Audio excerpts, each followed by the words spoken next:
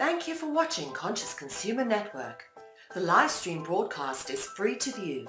You can pause and rewind live broadcasts to catch up, or view shows at a later date by accessing our free archives of all shows. Check out our broadcast guide to see what's on. You can show your support by donating to our network support fund. Follow us on Facebook and Twitter, or subscribe to the monthly newsletter for updates. We thank you for supporting free and independent media. Good evening, ladies and gentlemen. This is Désirée Röver, medical research journalist in the Netherlands. And today, February 19, 2017, I have a marvelous guest for you with a very, very, very important subject that is important to all of us because we all breathe, and it has to do with what is being sprayed into the air already for years, decades even. I have in my virtual studio Marvin Herndon, PhD. Welcome, Marvin. Hi there. Thank you. I'm delighted to have this conversation with you. Thank you. Well, so am I. I'm delighted as well because I know how awfully important this subject is and how many people try to discard it as nonsense, and anyway, they don't understand what's really going on. And you have been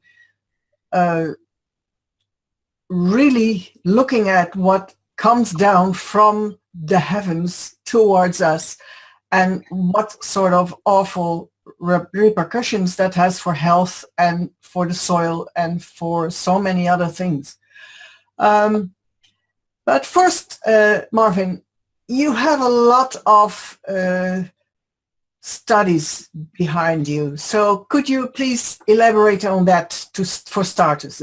Well, what I would like to do is to explain something about what happened to me when I was when I wore younger clothes.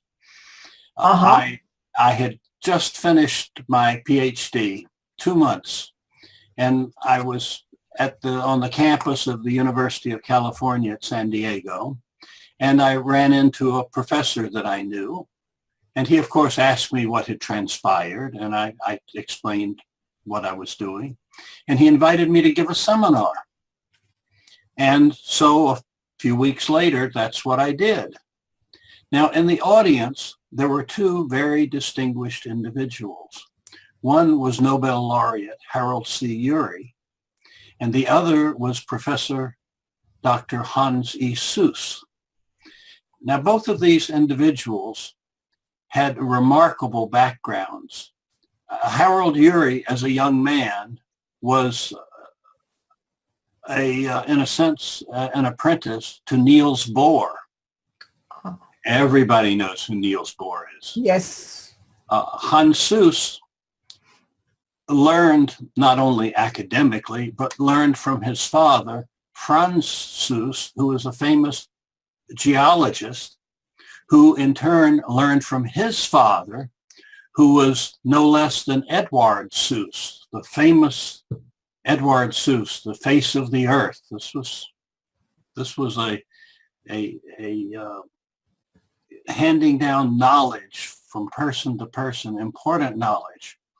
So I gave my seminar, and after the seminar there were questions, and then Hans Suess came up and introduced himself and invited me to stop by his office the next day. And I said, of course, and I arranged a time. But all through the evening, I wondered, why? Had I said something wrong and he just wanted to correct me privately? What was this? So anyway, I made the appointed meeting. And first he talked about his own background. Among other things, he was a German atomic scientist at the Heavy Water Works in Norway. And he was 1/8 Jewish, which put him in sort of a bad spot, but he somehow wasn't noticed. And he had made many discoveries, and he told me a little bit about these things. And then he stopped and he looked at me like he was looking right through me. And I knew now is the time. And what he did was he invited me to spend 3 years doing any research that I wanted to do, just learning from him and from Harold Urey. Wow. After I picked myself up off the floor. Yes, I can imagine. And I didn't need the research position. I had a postdoctoral position, but I immediately said yes, because this is very unusual. 6 months later, Hansus asked me if I knew why I was chosen. And I said, no, I've always wondered, but I never thought it was my place to ask. And he said, after the seminar, there were questions. And he mentioned one question in particular, and that I had long since forgotten. And he mentioned my answer. And my answer was, that's simply not known. That question can't be answered. The knowledge simply is not known. Seuss said not 1 in 1,000 young scientists would give that answer. And then he went on to say, it is more important to know what is not known than to know what is known. So for 3 years, I had the benefit of learning science from these masters who were from the first half of the 20th century. Yeah. And I learned very well. And shortly after I had finished my postdoctoral work and had a position at the University of California at San Diego, I realized something important. If you were to go halfway to the center of the Earth, you'd come to a core that is a molten iron alloy.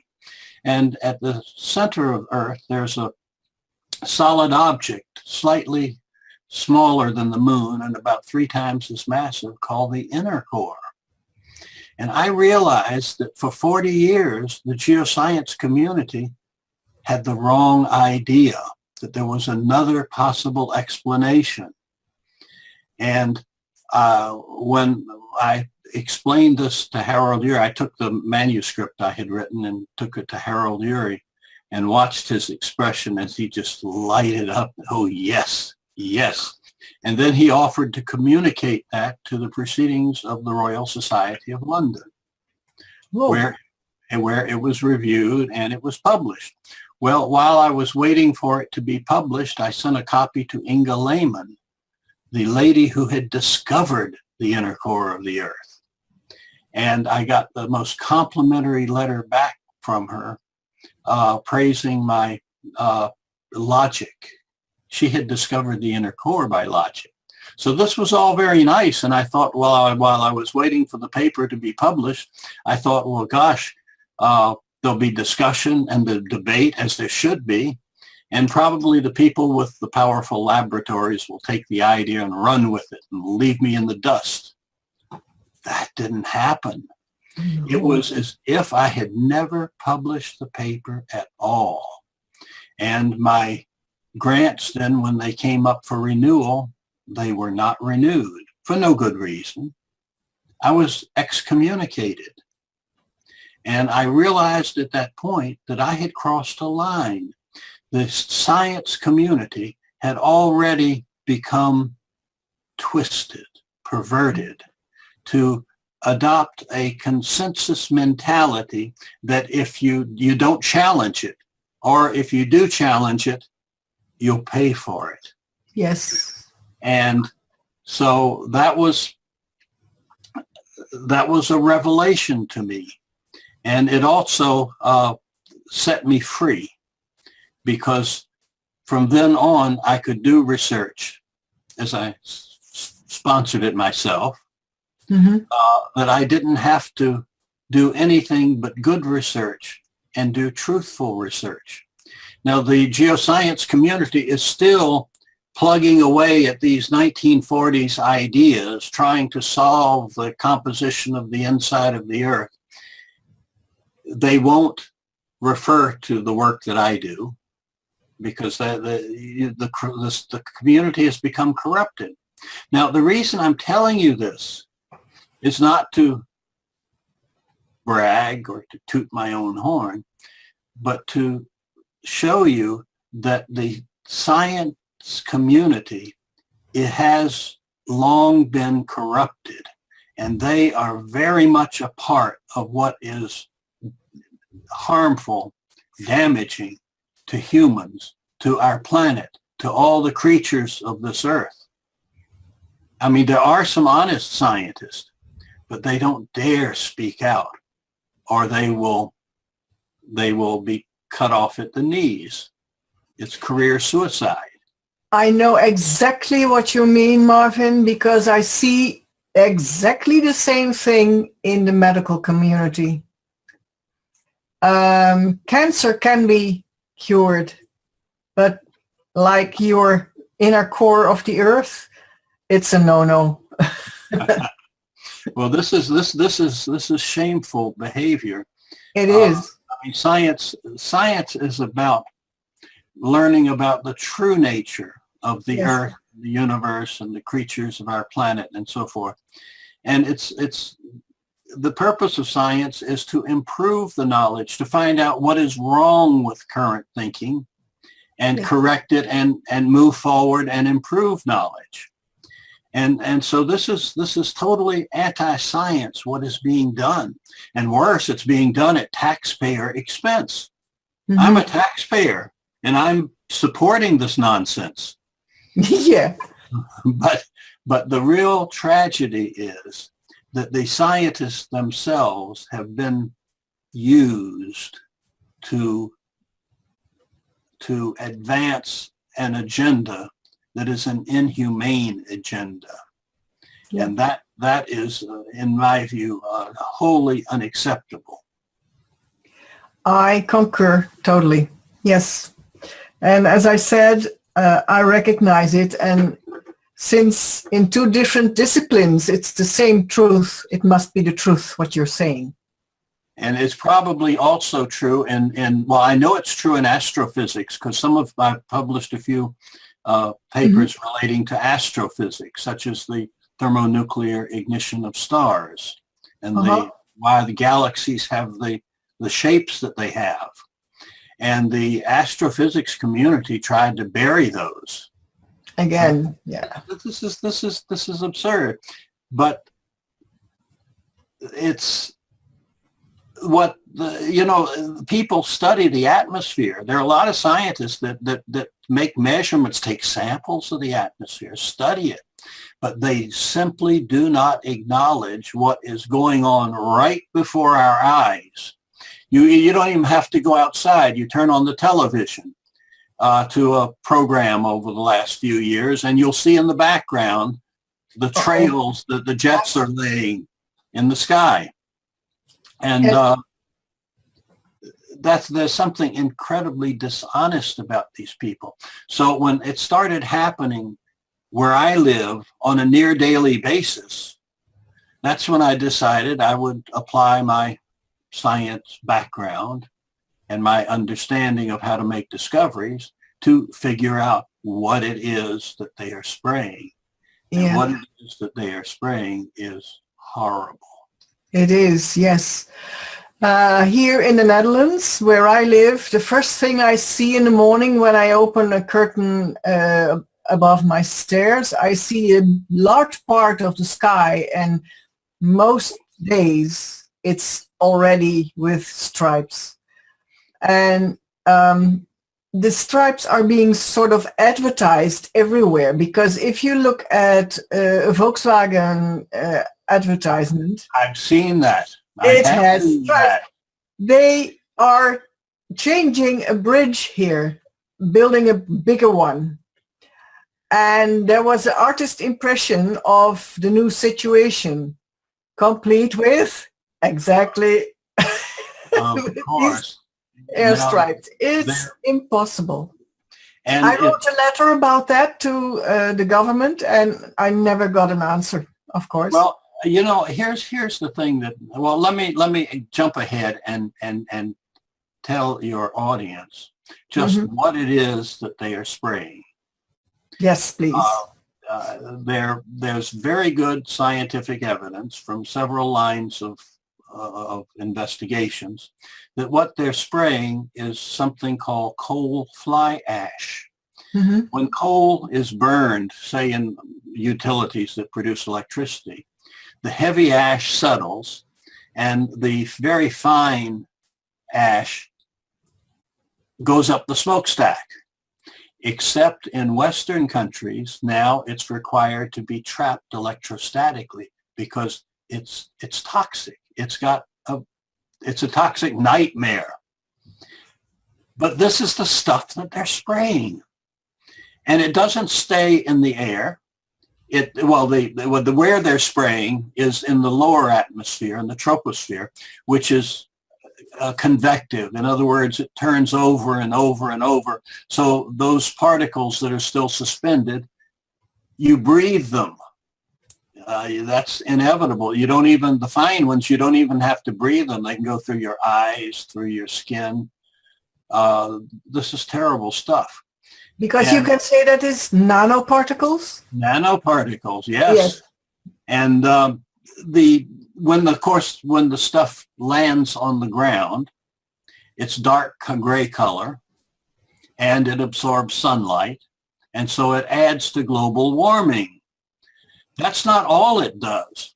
When it's sprayed into the air where clouds form, which is where they spray it, it retards the fall of rain.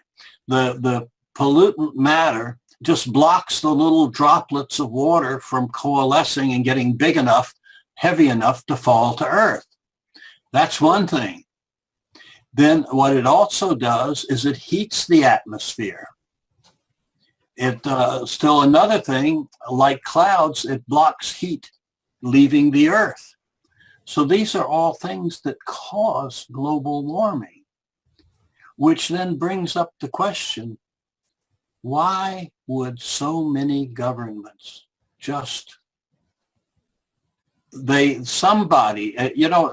somebody must have told all of the governments something, the government leaders, and they believed it without question.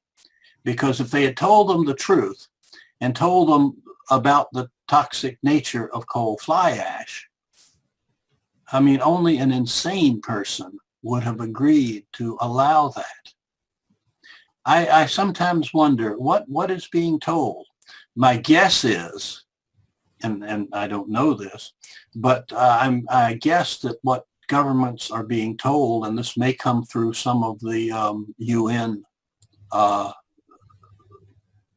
documents, that the earth is warming due to fossil fuel, and we have to do something about it. We have to prevent global warming. But people are too ignorant to deal with it, so we'll do it privately and quietly. Well, this is the biggest scam in the world, because what they're doing is causing global warming, and they're blaming it on the CO2 that you and I breathe out and the fossil fuel. And so the more they act to prevent global warming by spraying, the more it heats up the earth. It causes disasters. The clouds can, when they can't rain naturally because of all the pollution matter, but eventually they become so saturated they have to. And then you get downpours and you get storms. This is an assault on planet Earth and all of its inhabitants. Yes. What I heard people say, and not ignorant people, I must say, is that when Fukushima happened, they made a barrier so that the rain could not fall on California, because then the whole radiation of Fukushima would have dumped on California. Well, the problem with that logic is that they're spraying everywhere, not just in California. They're spraying us like bugs here in California, but they're spraying throughout the U.S., especially in Florida, and they're spraying all over Europe and in both Eastern Europe and Western Europe. They're spraying in Australia. I think they're also spraying in Russia. I've actually seen, I was in India in November, and the smog cleared up enough one day that I could see the trails being laid in India. Oh, wow. This is terrible because India lives in a state of a very, very fragile existence with nature. I mean, you know, the floods in Bangladesh that kill thousands of people. I mean, this is under normal conditions. The last thing that the people in India need is to have somebody messing with global climate. This is terrible. Yeah, it's awful. And also things like drought that has been happening to California, so that they had to take out many almond orchards. Oh, yes. It's a disaster. It's really awful. Well, I keep wondering, why would somebody do that? And there are certain things, possibility. I'm sure there are a lot of agendas. One agenda is there are people that stand to make vast fortunes, including the people who are involved in the spraying. Yes. But there are people that hate freedom, that hate America because we have freedom. And they probably hate the Europeans as well because you're getting sprayed. Yeah. There's the idea that they want to create such havoc, blame it on human fossil fuel use, that the UN will be empowered to start controlling everything. And that's probably the number one agenda. A secondary agenda is that melting the Arctic and the Antarctic to get at oil and the natural resources that are there. Yes, yeah. And population reduction, I would say. There are people who would like to do that. Yeah, definitely. We live in a time of monsters, but what we've lost as a people, we've lost our sense of humanity, or many of us have. I don't think you have. I certainly wouldn't admit to that. But many people, they just are oblivious to what is happening. And part of it is because they are being deceived in this country, certainly by the CIA, by the news media. Yeah. They're news media. Well, which is probably pretty much run by a few people, and probably there's somebody from the CIA in each one of the major outlets. I've heard rumors to that effect. Mm-hmm. Irrespective, I mean, this is an inhumanity. There's never been anything of the scale of this on our planet. I mean, this is worse than war, because it's a war on everybody. Yes, that's what it is. And there are still so many people who are ignorant of what is happening, because I always ask people, did you see these trails in the sky? Huh? Trails? What? And then they have no clue. And even when I gave my presentation in this hearing of the EU Parliament in Brussels in 2013, there was a member of the European Parliament who had no clue about these trails. And he was really, when I said, yes, and it concerns your grandchildren also. And then he woke up, sort of. I could hear the coin drop. Well, the thing that, going back to the scientific community, The scientific community has ignored this. They even the people that study the atmosphere, they don't mention the spraying. Some of them talk about geoengineering as if it's some future thing that we might have to do. Yeah. And now a lot of meetings around the world with the idea of providing a basis for governance for a time when we might have to prevent global warming by geoengineering the stratosphere way up high. But that's all a sham. That's all a sham. What they'd like to do is to make legal what is absolutely illegal and horrific that is going on right now. And our political leaders are shameful. I mean, they are shameful to prevent that. Yeah, well, I buy vitamin C from a company in China, 25 kilos at the time. And I told that to somebody, and he tried to buy also 25 kilos of Chinese vitamin C, sodium ascorbate. And the price had gone up 3 times in the meantime.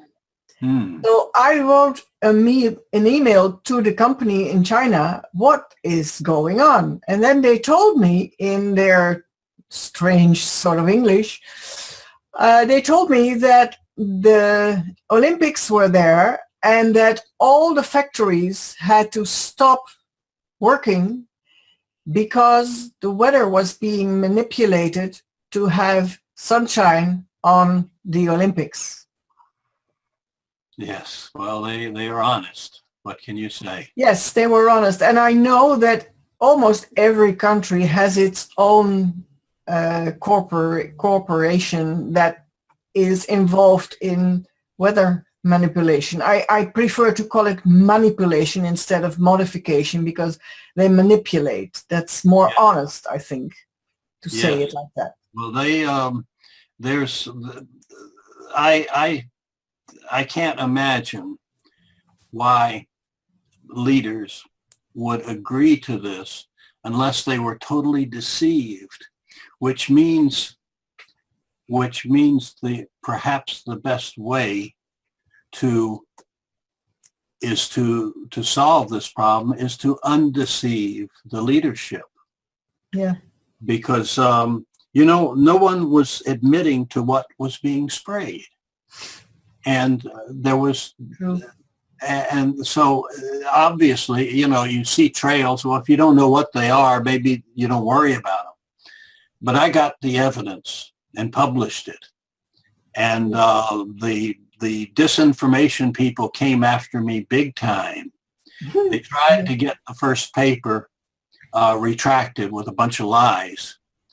The editor was a man of integrity, sent me the verbatim copy, asked me to respond in writing, and his plan was to publish both the complaints and my response, but those people wouldn't allow it to be published. Cowards. Well, they managed successfully. They brought more people in and were more aggressive. They managed to cause 2 public health papers of mine that were peer-reviewed and published to be retracted by the journals, with the journals never showing me the comments that were made and never allowing me to respond. Now, this is serious. One of the journals, I wrote a letter to the ambassador to the U.S. From Switzerland to make a criminal complaint about that. And I hadn't heard from him, so I then wrote the president. And I haven't heard back from her yet. These people will ultimately know that there's something very, very bad wrong, and they're allowing their own citizens to be poisoned, including themselves, their own family. Exactly, and their own grandchildren, as I said, in Brussels. Well, you know, these people, they have their heads in some very dark place. Yeah. I mean, that's... Where the sun don't shine. I wasn't going to say it quite as directly, but yes, exactly. And there's something really sick about this. Only one paper in something like 15,000 that's been published is retracted. And only then, because it's usually a fraudulent paper, or somebody has taken one that's already been published and republished. Plagiarized it. So if you imagine, I mean, I have a reasonably substantial background of publishing in world-class journals. And so if you imagine 2 of my papers have already been retracted, these are public health papers. Now, there's something really wrong. And this, make no mistake, this is an activity that is centered in the U.S. It provides a new dimension to the term ugly American. But I'm sure that there are other foreign people involved in this. But I mean, this is awful. It's, you know that they're spraying something very, very bad if they're working so hard to get the public health warnings, keep them out of the literature. Now, I have had some papers published. I have another major paper that is, right now, it's pending a decision. It was an interesting situation because one of the reviewers was really, really good, the kind you dream about. One of the other reviewers was a disinformation person. And interesting as well.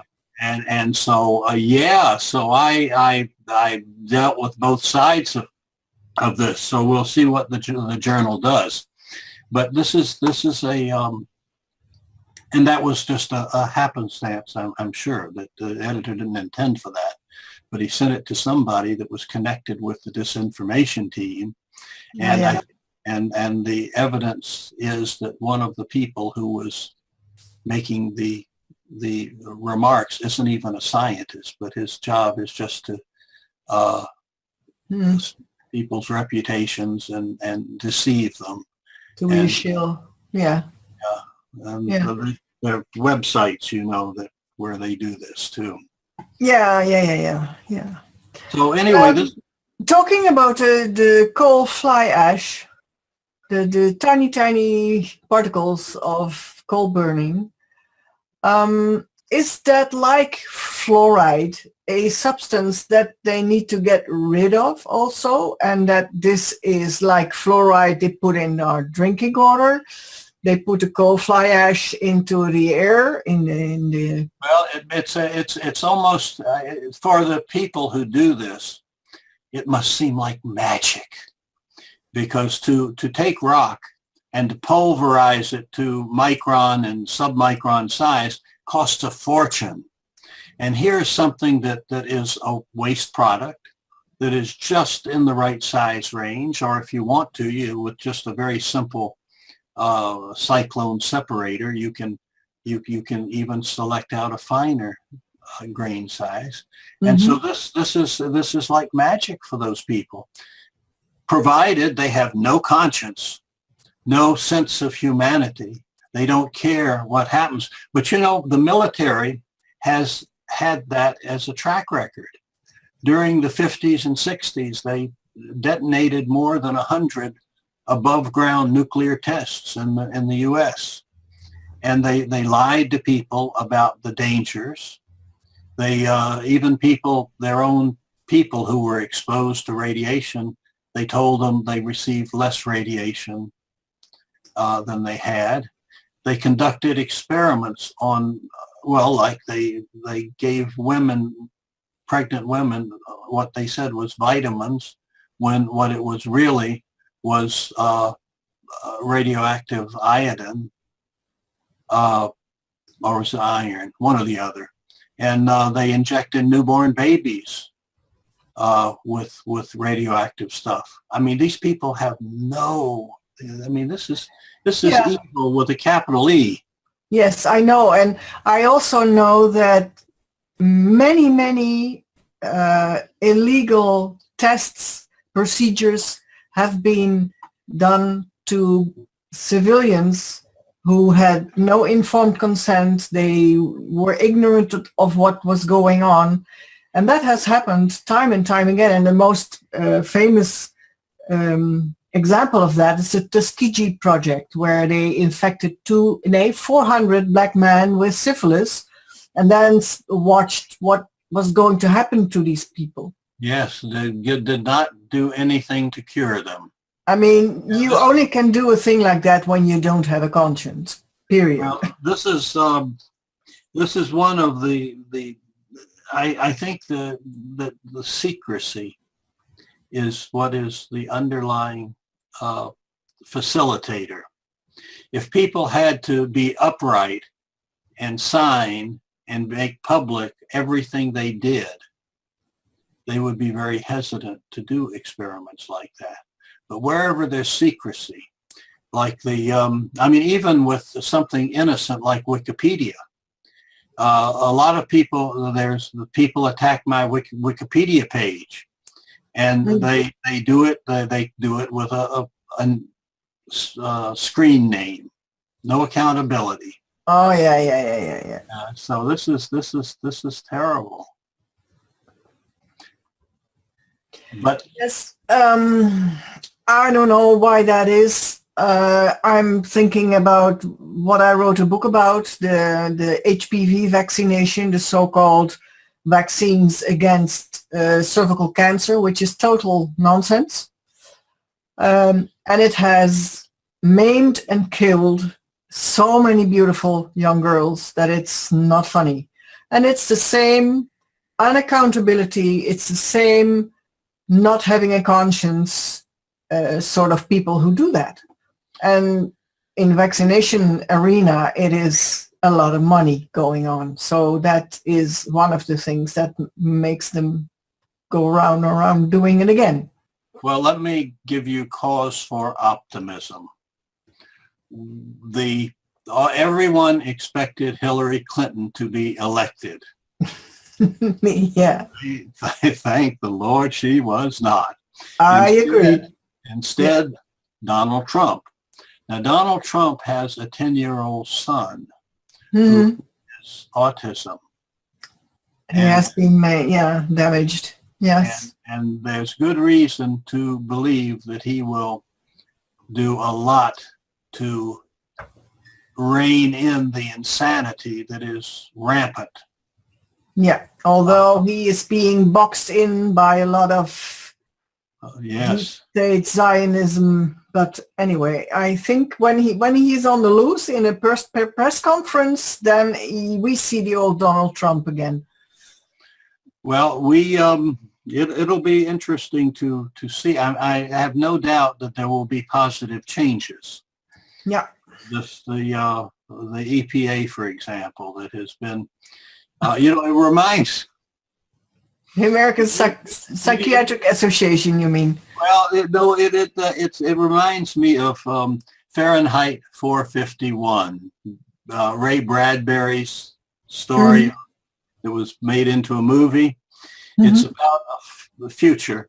It's about a fire department, but the fire department had devolved from an organization that put out fires to an organization that went around burning books. And the EPA has sort of devolved in that similar manner. Oh, the EPA. Yeah.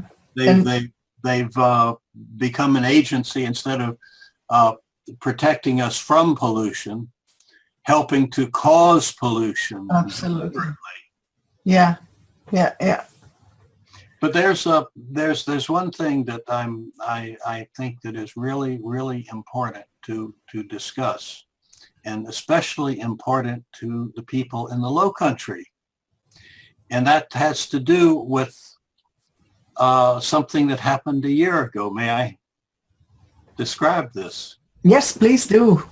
I found, or actually somebody sent me a news item last February, and it was about a place in Michigan, the state of Michigan, a little place called Harrison Township, where something dropped from a plane, little droplets of material spread over 7 houses and cars. And the fire chief described it as ashy and oily. And when I saw that, I thought, hey, you know, this may be something connected with geoengineering. And so I started making inquiries. And fortunately, I found the phone number of one of the citizens that had landed on his property, and he had been mentioned in the news. And so I called him, and he was very glad to provide some samples of the material, because he thought that they had not done a good job of finding out what it is.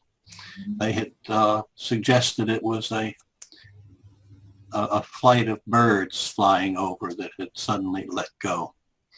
And so he sent me samples, and I had them analyzed in a couple of different ways using, I think, 3 different laboratories. And I also made contact with the Department of Environmental Quality of Michigan, the people who had sampled the material. And I told them they needed to make another test, which they did do, and they shared the results with me. And this was not from a flight of birds. What it was an artificial substance. An artificial substance. Oh, okay. I'm sorry. I wasn't expecting that. It was an artificial substance made to look like and behave like a natural substance that is found sometimes in the Arctic and Antarctic. That it's debris that gets other stuff in it, and it gets black, and it absorbs sunlight, and it melts its way into a glacier. Well, this material was made from leaf debris, seed husks, things like that, probably held together with oil. My sample was too late to really test for the oil.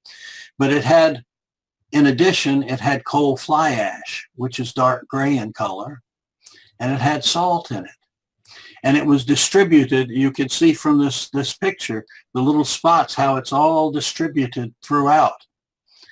Well, to me, that looked just like what is observed on melting glaciers, where they see glaciers with holes. They're called cryoconite holes, the cryoconite being the material.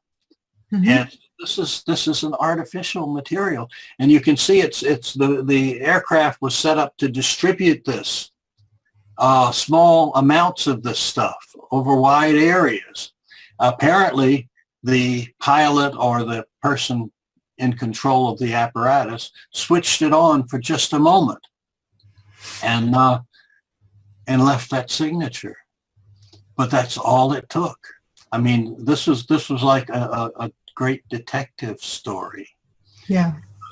Things kept coming out, and finally, when I had the data in hand and I knew about the cryoconite holes and observed in Arctic glaciers, it becomes very evident that this was a deliberate activity to melt glacial ice. Well, this is consistent with the aerial spraying.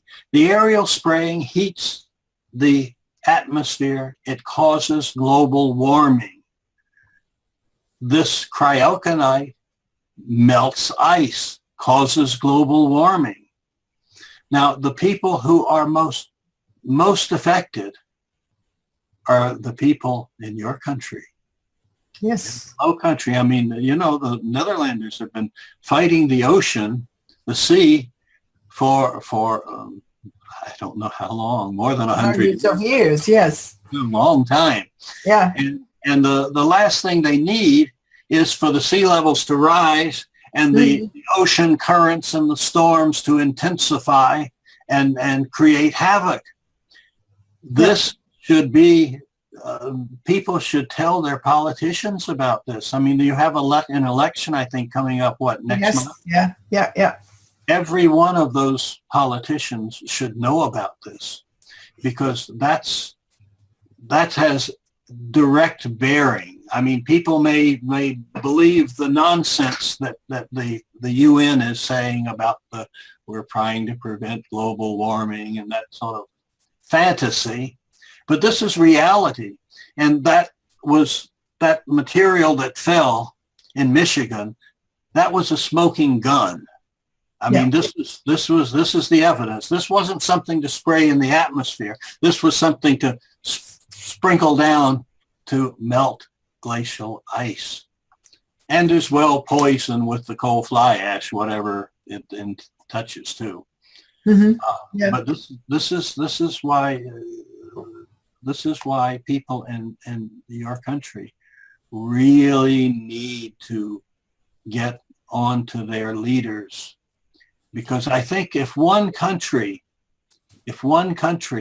would say, whoa, we're not going to allow this to happen, and be upright and honest about what they were told and who told them and what they were told to do, I think that it would be like the old phrase domino effect, where others would follow suit.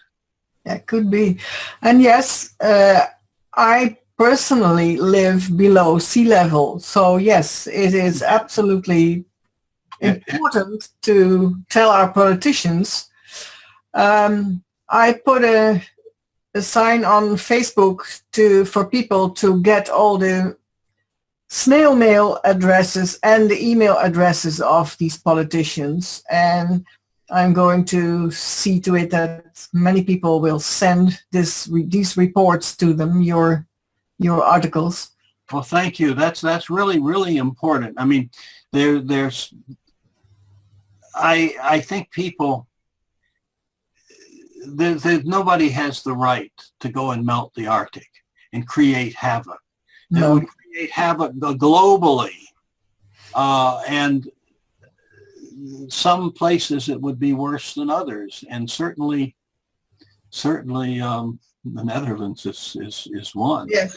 A country like India, whose vast population that depends on a very delicate balance, there's another one. So that's one of the reasons I'm very, very delighted that we have had a chance to talk. Yeah, and the global weather is a process with cycles. We have paintings that people were ice skating on the Thames River in London. Yes. I have once seen that a large river in the Netherlands was frozen over, so they could hack a path through so cars could drive over to the other side. It was 1 year, I think it was 1963 or something. But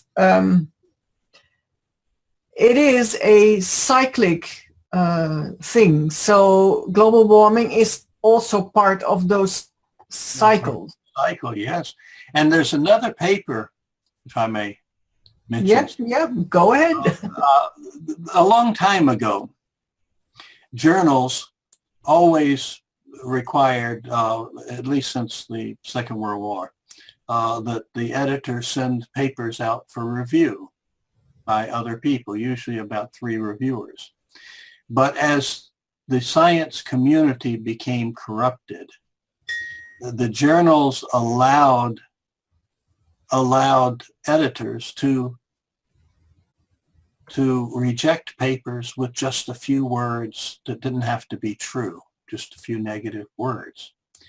And this has become what all of the major journals are doing this, which all it takes is, I mean, it's hard to find an editor in a major journal that will send a paper out for reviews to people, and I'm not talking about to people he knows would give a negative review, but to be honest, there was a new journal started by Elsevier. Uh-huh. They offered free open access publishing to get started. So I submitted a review paper, a very serious review paper about the georeactor, the nuclear reactor at the center of the Earth that has come out of my work. And this was basically for a review of about 10 years of the progress that was made. Well, the editor was a professor of geology at Oxford University. Mm-hmm. So what did he do? He wrote a few negative remarks and rejected the paper. Just like that. Just like that. And this is the quality. And so it does, and so this is one of the problems that we're facing, is that this whole community has been corrupted. So what I was about to tell you, I have a paper that I submitted to at least 6 different journals: Proceedings of the Royal Society of London, Transactions of the Edinburgh, Royal Society of Edinburgh. I submitted it to a Japanese journal, a Russian journal, I forget the others, a few more, but they all rejected it without review. And it's based upon evidence that the Earth's heat coming out of the Earth is increasing.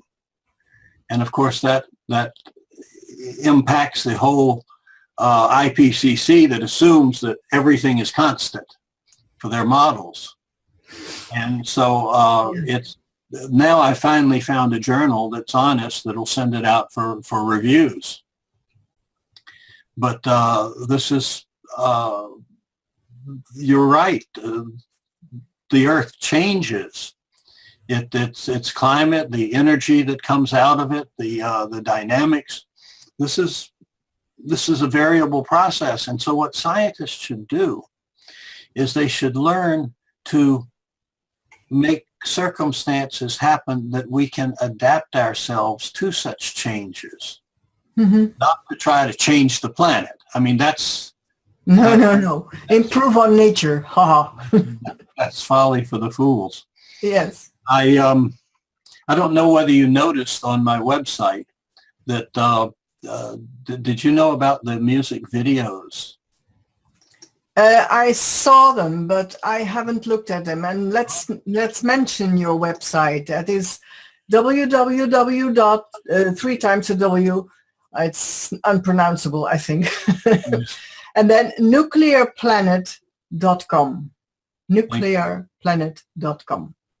Well, I wrote a series of the words to some music that was very classic music.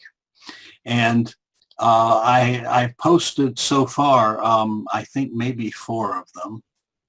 One was, and this is all scientifically correct that pertains to the spraying.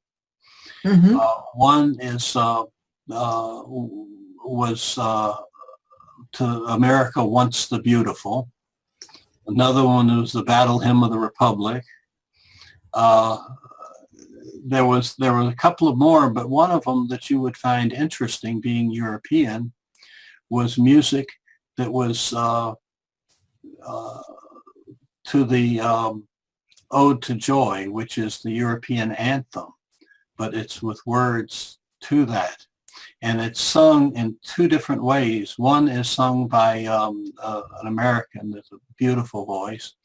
Another one that's linked is sung by a lady named Lua Quiteria, I think I'm pronouncing that right, who happens to be a pediatric physician, who has a fantastic performance, and her son did the musical backup. And I think you'll appreciate those, because they tell a nice story, and in ways that you can understand the science. Okay, well, we'll look them up and listen to. There are a couple of them that aren't yet posted yet, but there will be. But this is, we try to do what we can to reach out to people. Yes, anything goes to get their attention. Well, yeah. I'm not sure how you can really get their attention. I mean, it's hard because, people, there is a lot of cognitive dissonance. And the point is that what you are saying in your research, even scientists closed all the doors to it. So, yeah. Well, it's the scientific community doesn't cite my work very rarely. No. And the same thing, they shut the door. Yeah. And of course, in this instance, this is imperiling the health of people. It's imperiling the health of our planet. It is. And so this we need to do something about. I'm hopeful. I'm really hopeful that you lowlanders will be able to get through, because this is like a smoking gun. I mean, this is stuff that was dripped, that was made to have the same effect as the naturally occurring cryoconite. And I don't know how much of what people see as naturally occurring really was naturally occurring. Yeah. You know, they may be seeing a lot of stuff that was spread, not sprayed, but spread. Yeah. Like in that photograph you showed of the. Yeah. Well, what worries me is that when I look at the younger generations, I see that the educational system is a scream these days. I mean, the moment they introduced the multiple choice stuff, people stopped learning to think for themselves. Well, I'm hopeful, again, that we're going to, I mean, we've been trapped by the public school system in America. Yeah. And you have to be fairly well off to send your children to a private school. Yes. I'm hoping that with the new administration that there'll be big changes there. I hope so too. Yes. Yeah. I really hope that Charlotte Iserbyt gets a chance to help people understand. And I think this is I suspect this is maybe the leading edge of what will probably happen throughout Europe if this is successful, that people who want to separate themselves, for example, from the European Union. Yeah. Yeah, please. European Union has not been responsive. So maybe these are good positive signs for the future. Well, with the hearing that I was part of in the European Parliament in 2013, the conclusion of that day was that we were now allowed to bring a petition to the European Parliament, an official petition. And then I thought, geez, what did we do now, just now? We told the story, get into action, come on. But then the petition was ignored or unsuccessful or something. Yeah, it's going nowhere. It really is going nowhere. And I was walking around in that building in Brussels and I thought, oh, geez, what an awful energy is here. Ugh. Well, I think that we now must do something, because I know that this material, the paper that I'm hoping will be published in the next few weeks, it's I co-authored with a physician who is a public health official in the state of Florida. Yeah, Mark Whiteside. Yeah. Yes. And it's about the increased risk from the spraying of chronic obstructive pulmonary disease and lung cancer. I mean, this is some serious stuff. Yes, absolutely. This is, in a I sense, will put it up this for is people to see. this is in a sense a slow pandemic. It's something that will take years before the real badness happens. Okay, this is one that was just published, but we have a much bigger paper that has been reviewed, and we're hoping the decision will be to publish it. It'll say even a lot more. But yes, this is Mark Whiteside, and he's very much concerned about. He's seeing the trees dying in Florida. This is terrible what's happening. Yeah. Now there are dark sides to this whole thing too. When you spray this material in the air, it retards the fall of rain. One of my papers was published by Agravita Agricultural Journal. Oh yeah. And if you have that handy, yes, I have that somewhere. I can't find it. It has a picture of a satellite view of the Republic of Cyprus, just totally covered with trails. Yeah, I'll have a, yeah, I remember. I saw that one. Let me see. Let me find it. I need to know the exact title to. Adverse agricultural. Yeah. That's one. Okay, let me see. Yeah, I have it here. And now it's opening, and now it's... There's a dark side to this, because the military or the CIA or whoever decides to do that can spray this material over a region, retard the fall of rain, cause droughts,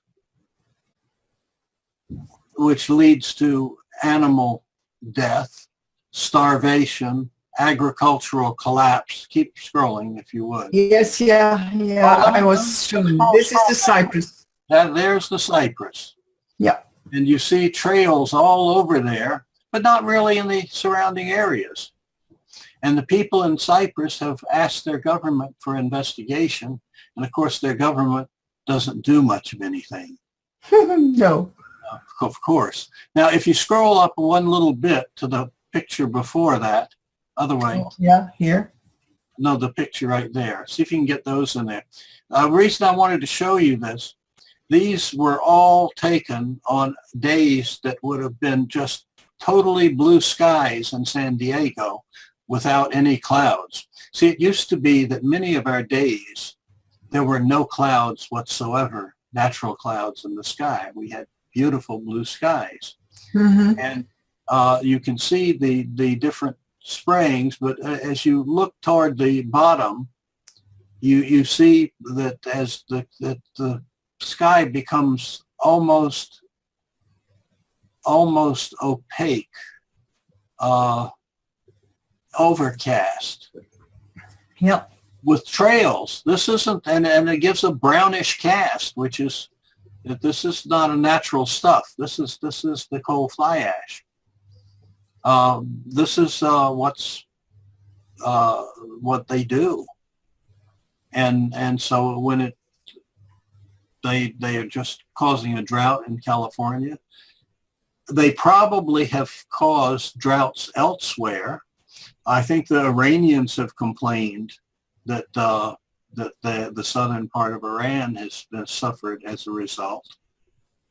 It makes you wonder whether the problems in Syria, which began with a drought and livestock loss, whether that was natural or artificially caused.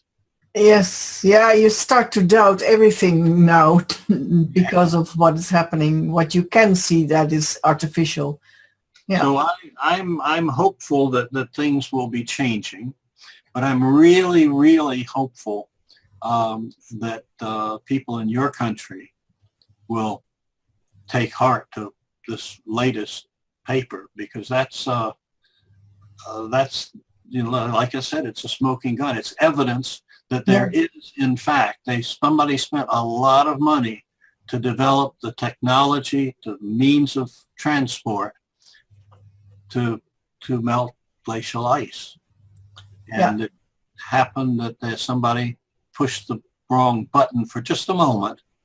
Yeah, that's happening sometimes. Let the cat out of the bag. Yeah. But in the Antarctic is a lot going on. You mentioned oil and other stuff that can be mined and make money out of, but also it seems that the Germans in World War II had a secret grotto, so to speak, where they were experimenting with flying saucers and that sort of stuff, because there were scientists like Victor Schauberger who was already developing things like that. That would not surprise me. I've heard rumors to that effect. Yeah. And of course, the Antarctic isn't all that far from Argentina, which was a favorite Exactly. Hangout. Yeah, Hitler's hangout. Yeah. Oh, there is so much that we are being told, which is a total fabrication, has nothing to do with reality. And well, what I'm hoping. Yeah. What I'm hoping, there's one thing that we talked about, the music videos. The one thing I haven't posted anywhere is I wrote new words for Ave Maria. Okay. And the lady, Kate Magdalena Willens, sang it beautifully. And that became the part of a video address that I made to Pope Francis. And it was sent to the Vatican by Josefina, along with some documents. Oh, with Josefina, yeah.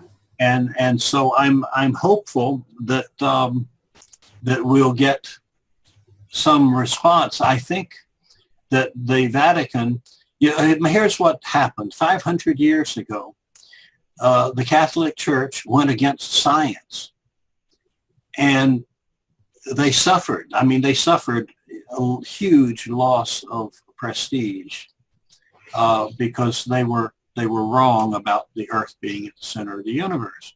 And I've noticed over the last 40 years that the Catholic Church has tried to embrace science. And so what this video was about, I began by saying something like all human institutions, from time to time, all human institutions become corrupted. So it is now with Earth scientists. And I explained why. And so I'm hopeful that the Vatican will start looking very carefully at what their scientists are just rubber stamping like scientists everywhere else are doing. And because they should be standing up for Christian humanitarian values, not being part of this geoengineering nonsense. Yeah, but I wonder whether a Jesuit will do that. You wonder what? Whether a Jesuit will do that, stand up for Christians. Jesuits, in my experience, are, number one, extremely well educated, and think a whole lot. They don't just accept. They reason and think. So I think there's a good chance. Now I'm going to make another. I hope this next paper gets published, because when that does, which is a very big medical paper about lung cancer, chronic pulmonary disease, I'm going to make another appeal to the Pope with the evidence of the material dropping in Michigan that is evidence of activity to melt glaciers, and also more detail about the the medical health effects of what's going on. Yeah. Because I know it's, you think of the enormous inertia of the Catholic Church, but if it could be turned just a little bit, it would it would be. Yeah, they certainly have the logistics to create a total change. Yes. Well, and I'm from what I've read and seen on television, I'm rather impressed with the current Pope. He seems to be out of the ordinary, shall we say. Just he did a lot in Argentina during very difficult times. And so it remains to be seen, but I'm hopeful. Because we have to, and the next thing I'm hopeful is that your people will all of a sudden see that you are at the real disadvantage of anybody from this. Not only are you getting poisoned in your bodies and your farmlands and your creatures that live there, but you will be subjected to increasing dangers from an ocean that's increasing in size and turbulence and ferocity. Yes. Because of this geoengineering. So it's time to just simply say stop. And maybe there's a Donald Trump amongst your politicians. Yeah, well, I hope so. I haven't seen him yet, but well, we can hope. But maybe they should invite me, maybe. Well, that would that would help, because I cannot lie. I don't know how to. Everybody would see immediately. Well, yeah, you would have trouble. I'd have the same problem. You see, science, real science, is all about truth. Yeah. I mean, this is logic. And logic. Absolutely logic. And you can't, if you lie about something, deceive about something in science, you end up hurting a lot of people preventing them from making further advances and preventing yourself. So I have to be, as a scientist, I have to be extremely honest. And and so this is what we share in common. And I think probably many of the activists are in the same small group of people. Yeah, I guess. It's just, well, you just, you can't deceive people and you can't deceive yourself. No, that is it. Yes, I have an experience in my life where I came to a moment that I had the choice to not be honest. And I immediately decided, no, I'm going to be totally straight, totally honest, because I don't want to lose my integrity. So I know that moment very well, and that is why I can see it immediately with someone else who goes. Yes, well, this was the same kind of moment I had back in 1979, 1980, when I was excommunicated. I mean, I could have turned around and done menial projects and not been honest about them and probably get nice grants from the government and so forth. Yeah. But I couldn't do that. No. I mean, I'd rather do science part-time, and I've made more discoveries just in a part-time way than most people have with full-time. Because when you're honest about something, you see something new and you start to investigate it, and it leads you to something else and to something else. And so I refer to this as a logical progression of understanding. Yes, I understand completely. I'm sure you understand it completely. Yeah. And this is so true in science, and this is not the way that the typical government-funded scientists work. They pick some little project to work on, and they try to make it fit into the consensus mentality. It doesn't lead them anywhere. and they don't realize that they are just being like trapped in a blind alley. They can't. That's what I call it always. Yes, and I see that doctors are trapped in a blind alley.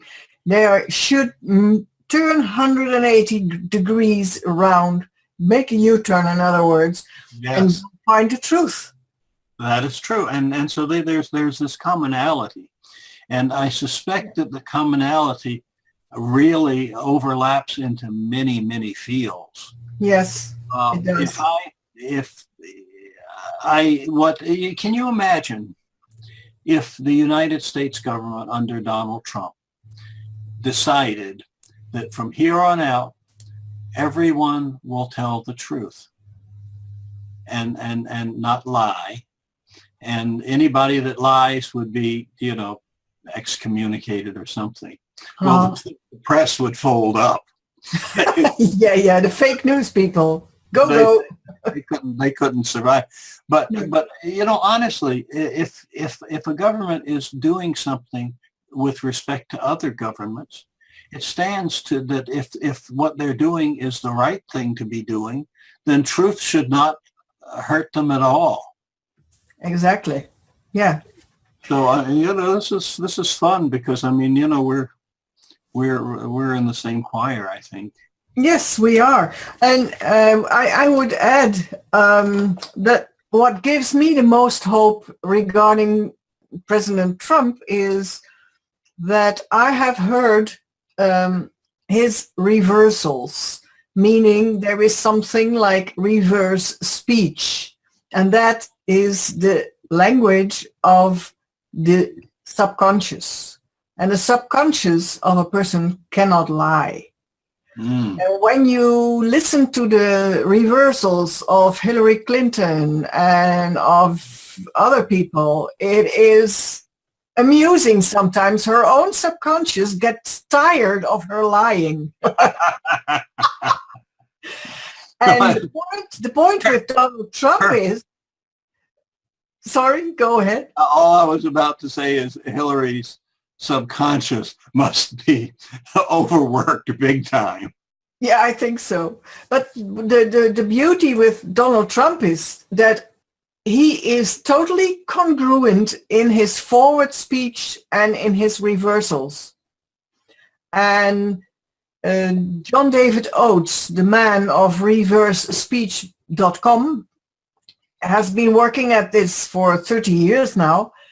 And he is working now on the press conference that President Trump gave the other day. Mm-hmm. And there are very interesting reversals in it. And he will be on Monday again to give a follow-up of the rest of the conference. But this reverse speech is amazing, really. So I am hopeful, but the point being, what makes it difficult is that he is being fenced in by deep state Zionists, and that is worrisome. So it is worrisome. I think he's clever enough that he's got very powerful people, well-connected people. Yeah, and you have to be able to deal with something like that. Yes, absolutely. It'll be interesting to see. I hope that I just hope that he's able to continue with the momentum that he started. Yeah, me too.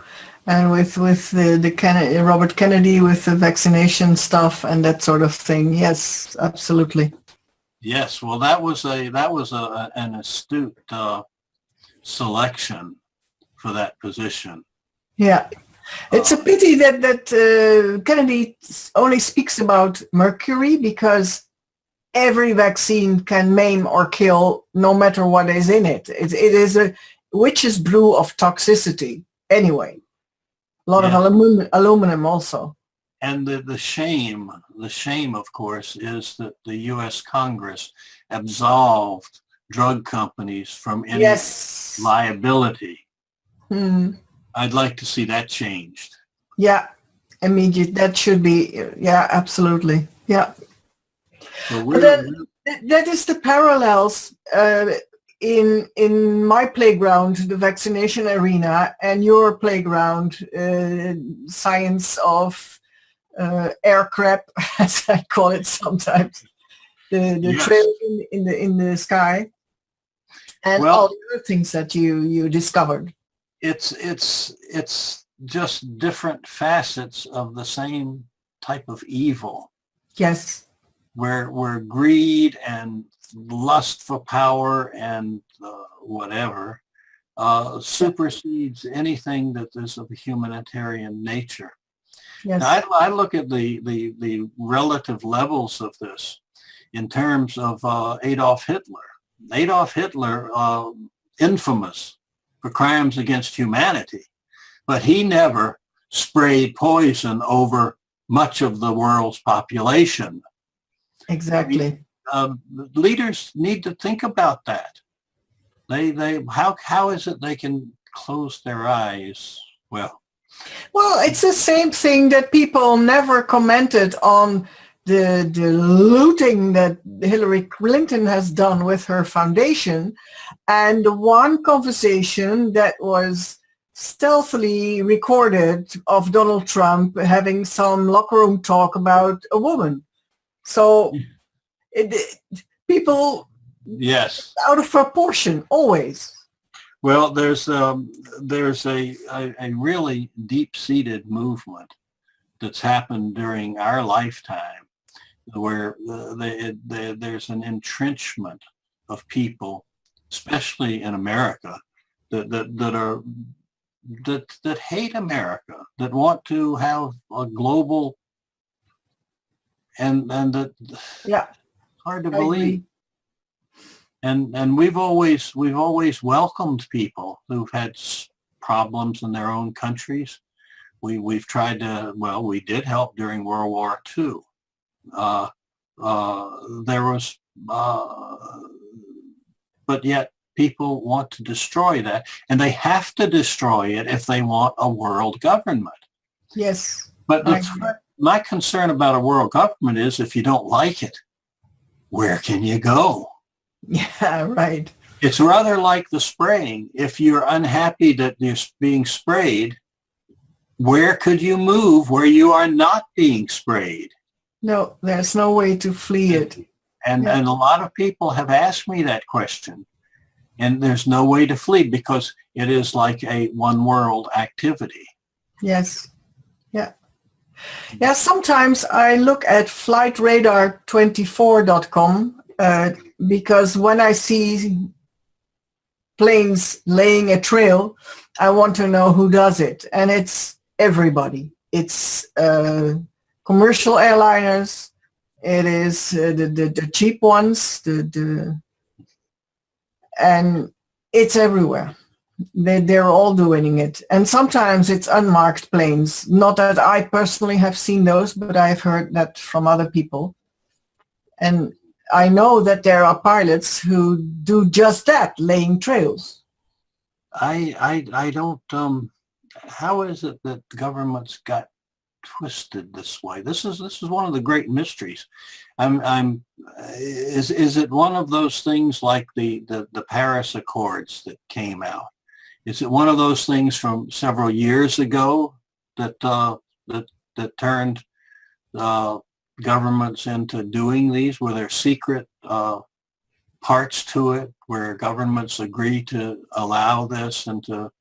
I don't know. I just don't know how. I mean, look, you remember, well, I don't know if you're old enough to remember the 1950s and the movies, but there was a time. I was young then. there was a time when science fiction movies were really big. Mm-hmm.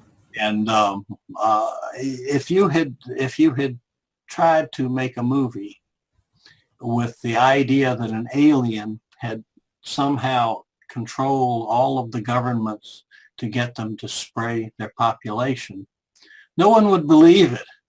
I mean, it wouldn't even make it in the fantasy realm. Mm-hmm. Yeah. Here it is, reality. And now it is, yeah. So what else can we do is the question. Yeah, well, I think it's a bottom-up thing. The people have to get aware of what's going on and then make a lot of noise so that the politicians know that they won't get any votes from these people if they don't start acting up against chemtrails. That is so difficult, though, because the media is in the tank, and you have the disinformation people spreading lies. Yeah. Even the U.S. Air Force produced a document in 2006 that said that there's no such thing, and that it's just harmless ice crystals. You know? Yeah, also I have a document somewhere in a presentation where the word chemtrail is being used in an official paper. I think it was from the Air Force, but that is the one. I wasn't going to say the word. No, yeah. I no such thing as chemtrails. No. Go on to talk about contrails being ice crystals, harmless ice crystals. Mm-hmm. That's the ploy. That's the lie. Yeah.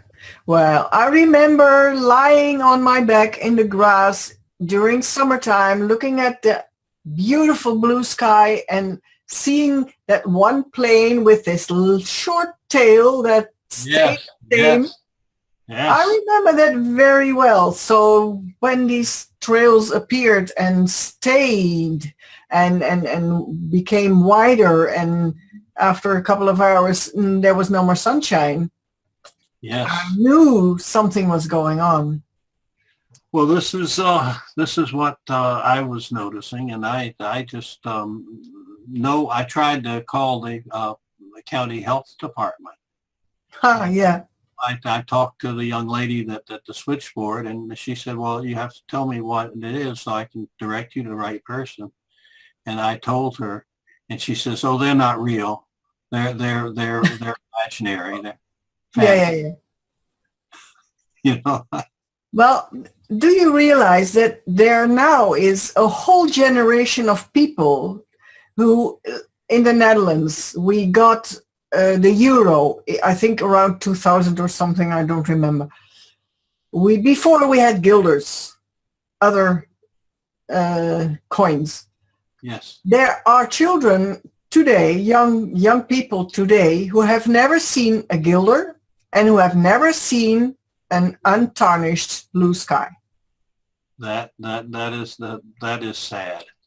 And to explain to these kids who have no frame of reference for what we mean, yes, you talk gibberish when you try to explain. Well, this is the total amount of control in schools. They beat them into the idea into their heads that the planet is warming. There's global warming. Yeah. And their NASA has come out with games like Count the Contrails, games for children. Yeah. This is horrific. Yeah, it's crazy. But I think what you're suggesting about from the bottom up, I look at it at a slightly different level. Oh, please. I think it's difficult to work from the bottom up because you've got the no help from the media. You've got the schools that have not been honest with the children. It's hard. I'm not trying to discourage you. I mean, everybody should be doing that. But I'm also thinking that what we need is a few instances of going to the highest people with very real problems that their politicians need to address. And in the case of your country, it's the melting of Arctic ice. Mm-hmm. And they should be aware of it, and more people should be asking the politicians and working from the top in that sense. Yeah. I'm trying to do that with the Swiss government because the journal that retracted the last paper was a Swiss journal. The CEO of the company is on the faculty of, I can't pronounce it, Ecotech. Well, it's a Swiss technical university. Mm-hmm. Probably a German name. Yeah. Well, it's a probably a French name, but I don't. Oh, French. Oh, yeah, could be also. Something or other. Anyway, I'm terrible with especially French words. Beautiful language, and some of the nicest people, but it's just it's frustrating. It's a beautiful language. Yeah. But I'm going to work hard to bring to that woman's attention that she is allowing the poisoning of her own people. Yeah. And she's also involving the Swiss in, as you know, Swiss have a long tradition of neutrality, but they are, by virtue of what they're allowing, they are becoming party to a military operation. Yes. And so I'm going to try to pursue that line of approach in the hopes that this woman will maybe reflect and think and quit acting like a robot. Yeah. Kick into gear. That's well, you know, the thing that here's my feeling. I think that this is the people that really need to be doing something, and you're certainly one, and Josefina and some others I know of. See, this is really a problem that women should deal with. I mean, throughout nature, I mean, women are the protectors of life.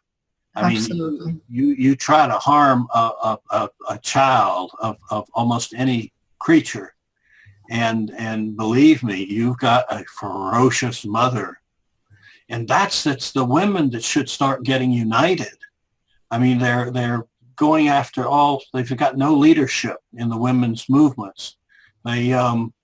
No, but the most women's movements, like the feminists, these are women who really lost track of reality. And yes, as far as I'm concerned, they're not women anymore. Yes, well, maybe what should be is, for example, Christian women's groups, or not single Christians out as opposed to other religions, but just I know what you mean. That's a different category. Who have humanity, and because this is women should be just up in arms about the what's happening in the sky above and what's happening to their own children. You know, the coal fly ash, when it's inhaled into the lungs, it goes deep into the terminal airways and the alveoli, and it stays there a long time, and body moisture releases a lot of the toxins. One of them is arsenic. Arsenic can cross the placenta to the baby. I mean, this is terrible stuff. I mean, women ought to be just riled up, and I hope they will be. But now I am, because my daughter is pregnant right now. So yes, I know what's going on. Wow. This is I can feel when I drive in the Netherlands to a place, well, not far away, because then you're out of Holland, but anyway, for our standards, then I feel in my throat that I have caught more stuff in my breathing than normally when I'm just at home or something. Well, there's many days, I mean, I like that to be outside, but many days I don't go outside. Now, the stuff comes inside, you know. Yeah, that too, yeah. But probably not in the quantity that's outside, or maybe I'm imagining. But but there's no escaping these nanoparticles. There's no escaping, and even if you just covered your mouth and nose, they go through your eyes. Yeah. It goes in everywhere. Doesn't matter. Yeah. Well, I'm going to continue working and working with my Associate Mark Whiteside, who is Mm-hmm. physician, public health service medical director, who is very much committed to helping people and helping the environment. And that's maybe some that will help to get through to some people. Yeah, maybe people can do something about these particles. I'm not sure. I'm guessing homeopathically. If you take silica, and then I have to look on a little bottle to know what potency it should be. But that is being used sometimes to get larger particles that you have in your eye or something. If you take that, then the stuff that isn't supposed to be in your tissues will come out eventually. Well, maybe. I don't know. I just know that when you get stuff deep in your lungs, and the thing is, the coal fly ash has all sorts of different chemicals. It has mercury in it. It's like a Trojan horse, in other words. It is very much. It has chromium valent 6, hexavalent. Oh God, yes. Which causes cancer. Yes. It has uranium, it has thorium, and it has the radioactive daughter products of those things. Oh, lovely. Yeah. I mean, this stuff is a toxic nightmare. Yeah. And what kind of monster would allow that to happen? I mean, these people must have their heads very far in some dark place. Yeah. Yeah. I really am glad that to have made your acquaintance and to know that you're on. I'm a feisty grandmother. Well, you just have to keep at them. Yeah, I do. I can't do anything else. I mean, knowing all this and not doing something about it is not an option. Yes. Like Well, for you, it is no option to stop investigating. Well, I'm hoping that we're getting to a point. I mean, look, if in our election in the U.S., the media were constantly saying negative things about Donald Trump. Mm-hmm. Even the Republicans were saying negative things about Donald Trump. I mean, everyone was. So it wasn't like he was on a level playing field. I mean, when he won, but if the media had been honest, if it had been a balanced election, he would have had a landslide. Yes. I mean, this is a fact. Mm-hmm. Yeah. And so I'm really hoping that this is a what is the word, bellwether? Is that the right word? Something that's indicating what the future will be. Oh, okay. Yeah. Bellwether, I think. Could be. Yeah. I don't know. I don't know the word. But that's okay. But the whole thing is, I think maybe that he's sort of at the leading edge. I mean, we're also seeing things like the Brits trying to get out of the European Union. Mm-hmm. The Italians aren't happy with their status.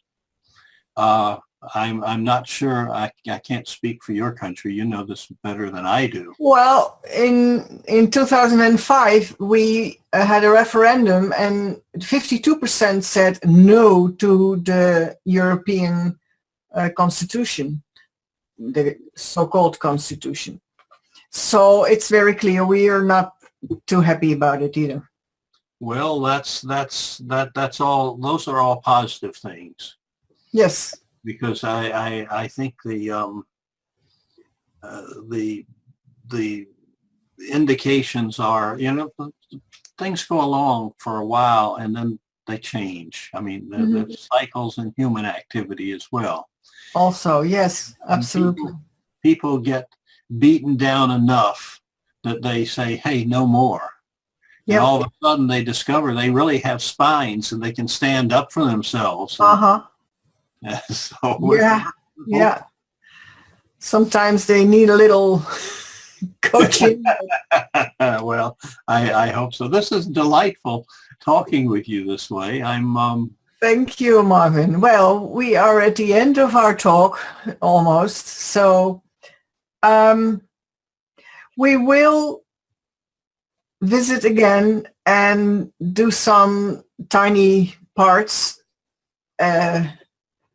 We make a appointment about that. And yes, is there something that you haven't said yet that you absolutely want to say before we say goodbye? Only to, first of all, to compliment you. You're a delightful host. And secondly, just to reiterate what I've said before, this is the people who are now the most vulnerable from two different aspects are the people of the Low Country. Mm-hmm. And it's really time that their leaders stood up and spoke up for them. Yes. So that's basically what I have to say. Okay, well, what I can tell you is that I'm going after all their addresses, their mail addresses and their snail mail addresses, and that I'm trying to get as many people as I can to send letters and mails to them. Good. And yes, I have been working with the particulate trails for a couple of years now, so people know that I know about it, and sometimes I get questions, and I'll try to get this thing off the ground. So that's excellent, and you can see from the papers some of the health effects, adverse health effects. Yes, absolutely, adverse health effects. Yes, and that's from having good evidence of what is being sprayed and what is being sprayed. It's too toxic to be allowed to go out of a smokestack. Yeah, but it can go into us for you to breathe. Yeah, exactly. Yeah. Sounds like the mercury in a dental office. Yeah. Yeah, it's too toxic to you to throw away the dental office, but you can put it in your mouth in amalgam. Yeah, Exactly. same strange way of thinking. Well, this unfortunately affects everybody, and that's the sad part. The most vulnerable among us, the pregnant women, the children, the elderly, and those that are compromised in various ways. Yes. Yes, it's tragic. So, well, we are working on it and we keep on at it. So I hope that will help. And our public now knows about it as well. So, well, I hope we can maybe do this again at some point. We will, no doubt. I will contact you immediately after this show about it. Yeah. Thank you. Okay. You so much.